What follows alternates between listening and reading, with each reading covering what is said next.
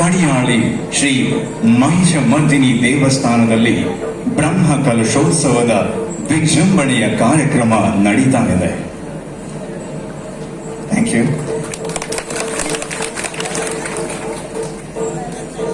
ಈ 16 ವರ್ಷಗಳ ಜರ್ನಿಯಲ್ಲಿ ಒಬ್ಬ ನಟನಾಗಿ, ನಿರೂಪಕನಾಗಿ, ವರದಿಗಾರನಾಗಿ, ಮಾಡೆಲ್ ಆಗಿ ಬೇರೆ ಬೇರೆ ರೂಪಗಳಲ್ಲಿ ನಾನು ಮಾಧ್ಯಮದಲ್ಲಿ ಬಂದ್ರೂ ಕೂಡ ನನ್ನ ಹಿನ್ನೆಲೆ ಧ್ವನಿಯನ್ನ ನೀವು ತುಂಬಾ ಸ್ವೀಕರಿಸಿ ಅದಕ್ಕೆ ಪ್ರೀತಿಯನ್ನ ಕೊಟ್ಟಿದ್ದೀರಿ.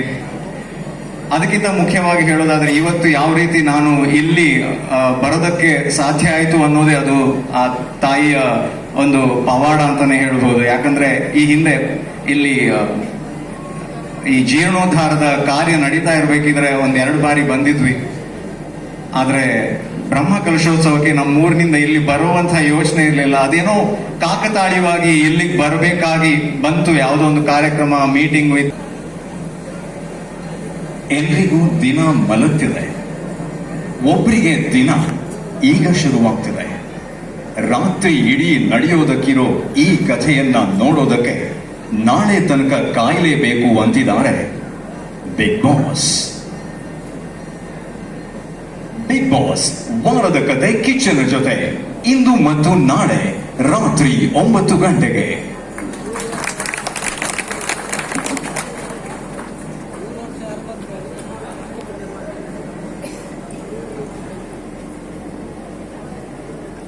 ಮಂಗಳಗೌರಿ ಮದುವೆ ಸೋಮವಾರದಿಂದ ಶನಿವಾರ ಸಂಜೆ 7 ಗಂಟೆಗೆ.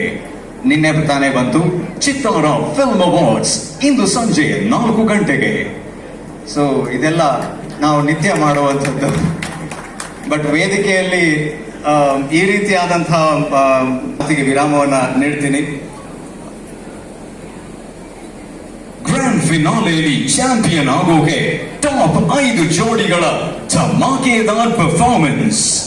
ಇದು ಒಂದ್ ಸ್ವಲ್ಪ ರಿಯಾಲಿಟಿ ಶೋದ ಎನರ್ಜಿ ಇದಾದ್ರೆ ದಾಸ ಪುರಂದರ ಸೋಮವಾರದಿಂದ ಶನಿವಾರ ಸಂಜೆ 6 ಗಂಟೆಗೆ. Yes, next station is Indira Nagar and the doors will open on the left. Please mind that while boarding and deboarding.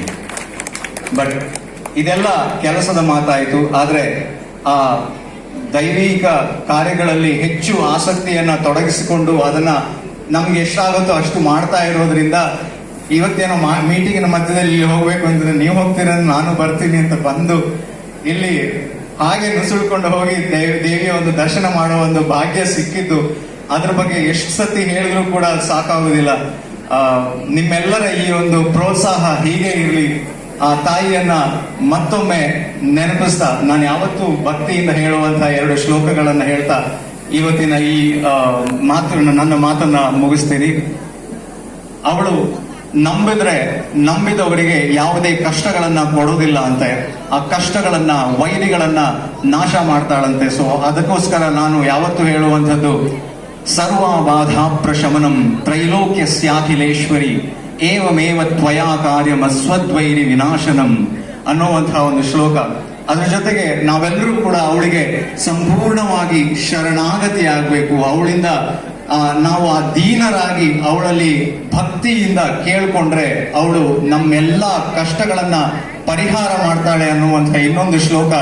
ಶರಣಾಗತ ದೀನಾರ್ಥ ಪರಿತ್ರಾಣ ಪರಾಯಣೆ ಸರ್ವಸ್ಯಾರ್ತಿ ಹರೇ ದೇವಿ ನಾರಾಯಣಿ ನಮೋಸ್ತುತೆ. ಈ ಶ್ಲೋಕಗಳನ್ನ ನಾವು ಯಾವತ್ತೂ ಹೇಳ್ತಾ ಹೋದ್ರೆ ಅವಳು ನಮಗೆ ಸಂಪೂರ್ಣವಾಗಿ ನಮ್ಮನ್ನ ಆ ಒಂದು ರೀತಿಯಲ್ಲಿ ನಮಗೆ ವೈರಿಗಳನ್ನ ನಾಶ ಮಾಡುವುದರಿಂದ ತೊಡಗಿ ನಮಗಿರುವಂತಹ